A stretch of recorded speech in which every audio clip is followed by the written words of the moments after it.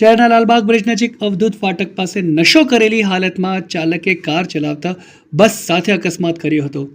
રાવપુરા પોલીસે તુરંત સ્થળ પર પહોંચી તપાસ કરતા કાર ચાલક નશો કરેલી હાલતમાં હોય તો તેના વિરુદ્ધ ડ્રિંક એન્ડ ડ્રાઈવનો કેસ કરીને તેની અટકાયત કરી આગળની કાર્યવાહી હાથ ધરી છે. હોળીનો તહેવાર સંસ્કારી નગરી વડોદરા માટે ભારે સાબિત થઈ રહ્યો છે.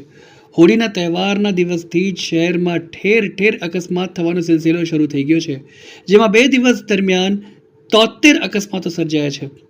ત્યારે અવધૂત ફાટક પાસે 16 માર્ચના રોજ રાત્રિના સમયે બસ પસાર થઈ રહી હતી. તે દરમિયાન એક યુવક નશો કરેલી હાલતમાં કાર ચલાવતા તેને બસની પાછળ અકસ્માત કર્યો હતો, જેની જાણ રાવપુરા પોલીસને થતાં તુરંત જ તે સ્થળ પર પહોંચી ગઈ હતી. ત્યારે કારમાં બેઠેલા લોકો પૈકી કાર ચાલક નશો કરેલી હાલતમાં હોય તો પોલીસે તેના વિરુદ્ધ ડ્રિંક એન્ડ ડ્રાઈવનો કેસ કરીને આગળની કાર્યવાહી હાથ ધરી છે. અત્રે ઉલ્લેખનીય છે કે અકસ્માતના કારણે કોઈને ગંભીર પ્રકારની ઇજાઓ પહોંચી ન હતી.